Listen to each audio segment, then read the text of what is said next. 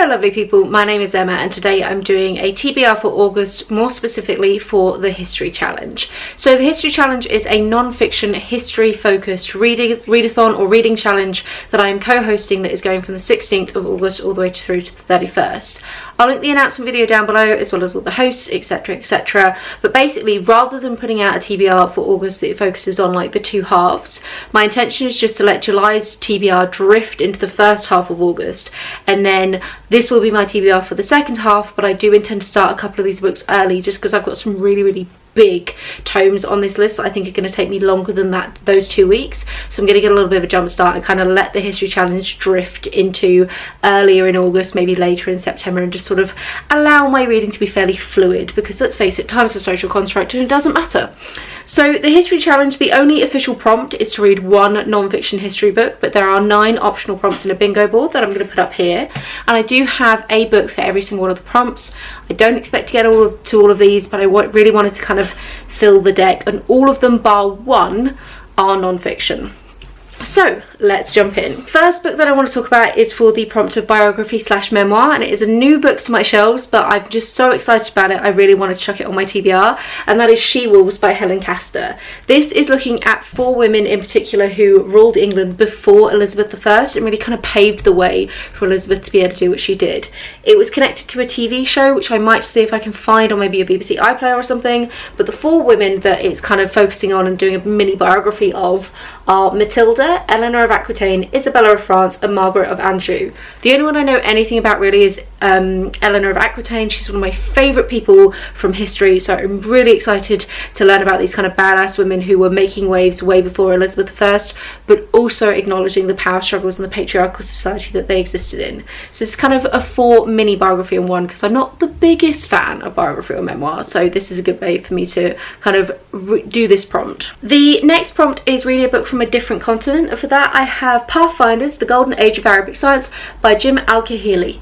This is looking at, for over 700 years, the international language of science was Arabic. In Pathfinders, Jim Al-Khalili celebrates the forgotten, inspiring pioneers who helped to shape our understanding of the world during the golden age of Arabic science. So this is going to be covering loads of different countries from the Middle East. I'm very excited, and basically, yeah, I really enjoy history of science. This has been on my shelf for quite a long time, and I figured it was about time that I actually prioritise it. It might have even been on my TBR last year for the History Challenge that I didn't get to, because that TBR last year was absurdly ambitious.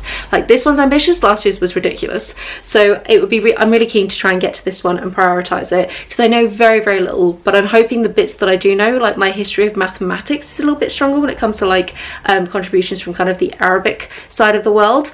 So I'm hoping that this will kind of connect up with some of that. The next topic or kind of prompt is relearn a school topic, and for me I'm actually taking this as relearn or revisit a university topic. So I studied philosophy at university, but it was very much focused on analytic philosophy, which means that my understanding, kind of general knowledge of continental philosophy is incredibly weak. So I have At the Existentialist Cafe by Sarah Bakewell. The subtitle of this is Freedom Being and the Apricot Cocktails, and this is specifically looking at Paris in the 1930s, where there are a lot of great thinkers who all came together. We're talking about like Jean-Paul Sartre, Simone de Beauvoir, Heidegger is in there, Camus. There's a lot of people whose names I know but ideas I'm not overly familiar with, because a lot of my teaching was very much from a different side of the tracks. It was very focused on like David Hume and people like that. So I've got this on audiobook. I've heard mixed things about it. It's not one that really features heavily on BookTube, but I'm really interested, and history of philosophy is something that I have dabbled a little bit with, but I'd like to get much more back into, especially filling these gaps in my knowledge that my degree really left, because it sort of deep dives into very specific areas, and my general knowledge of philosophy is actually pretty weak for somebody who has a degree in it.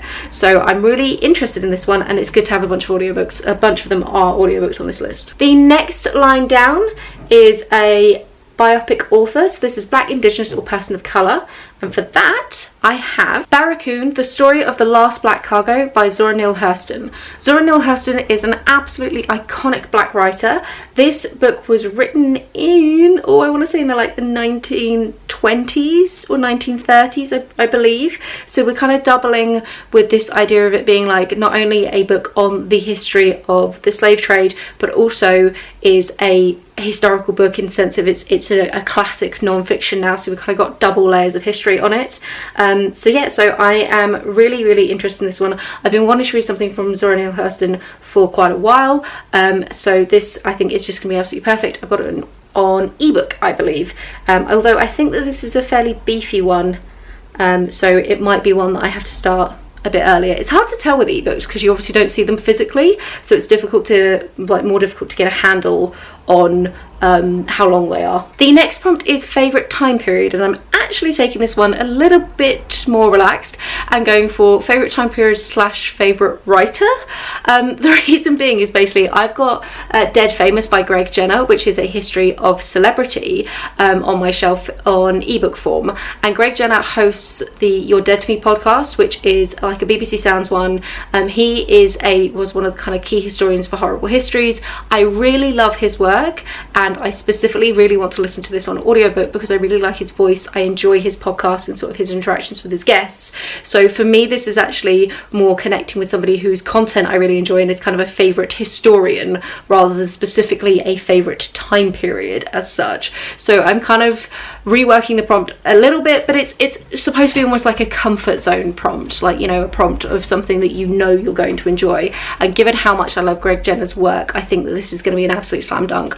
The book itself is about the history of celebrity and kind of the concept of celebrity from Bronze Age all the way forward. I think it's going to be great. It totally could have fitted in with like other prompts like micro history a bit later, but we're putting it here, so The next one I have is Women Author, and I'm pretty sure a bunch of these have been women authors, but as well as Women Author, I've got one which is focused on feminism and sort of women's rights, and that is A Lab of One's Own by Patricia Fara. This is science and suffrage in the First World War, and it's specifically looking at how the First World War changed women's kind of place within the scientific community and how it was an opportunity for women to move into those kinds of realms. We quite often hear about the Second World War being a great opportunity for women to be able to kind of sort of move into the men's world of work, so I'm really interested to see a little bit more about the First World War and kind of what this meant for the scientific community.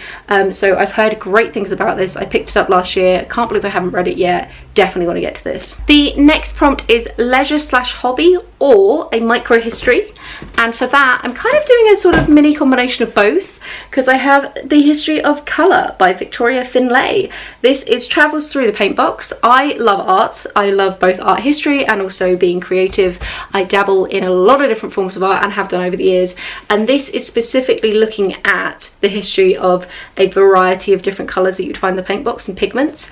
Now there is another author called Castor who's written a very similar book, but this one I think is going for fewer colours and more in depth than her one. So like I said, I've also had this on my shelf for a really long time, and yeah, I am really excited. It's bigger than I was kind of expecting it to be, so this is another one that I might start a little bit early, just because it's been on my shelf for so long. I really want to be able to kind of give it the time that it deserves. But yeah, history of colour, like fun. Different kind of history of art for me.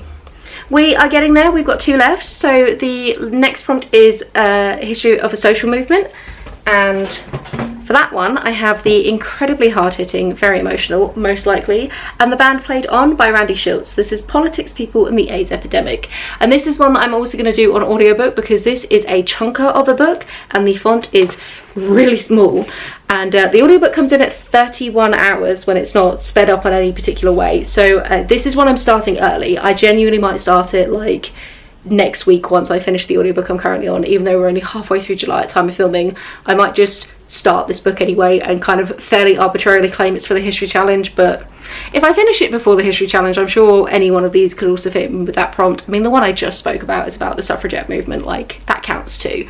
But yeah, so this is supposed to be incredibly intense, and it is a diary that literally goes day by day of the really like early beginnings of the AIDS epidemic, so going to be really emotional but very detailed. And then the final one is translated fiction, or sorry, a translated book, and for me that really means translated fiction because I don't read that much translated non-fiction. When I do, it's kind of almost accidental. So I have one on my shelf that I genuinely don't know if I've actually read it already or not, and that is Silk by Alessandro Baricco, I believe it is. This is an Italian book, obviously translated into the English now for me, and it's specifically about in the 1860s the silk trade, and it's a very short story, kind of barely a novella. I think we're cracking in it yet less than 100 pages, and it's about an epidemic that threatens to destroy a silk trade in France, and then a young merchant who moves across continent to try and obtain fresh silkworm eggs to kind of save his failing business.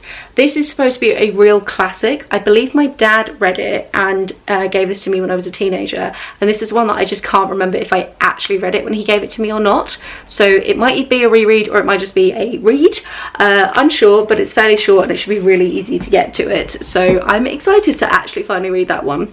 So yeah, so that is my TBR specifically for the History Challenge.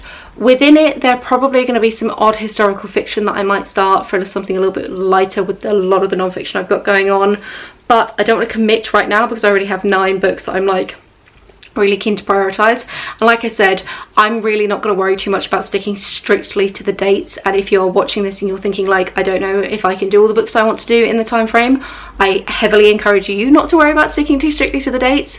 This is all about having fun and just sort of prioritizing history, non-fiction, and being able to sort of really put a spotlight on it in booktube and encourage people to read more of it because it's such a fantastic kind of subgenre of non-fiction. So if you want to start a book early, you want to let that book drift, do what you want, it's absolutely fine. So yeah, let me know what you think. Let me know if you've read any of these. Let me know if there are any in particular that you can't wait to hear my thoughts on, or that you think aren't that interesting, or you don't think I'm going to enjoy. Let me know. And yeah, have a wonderful reading week, and I will chat to you soon. Bye.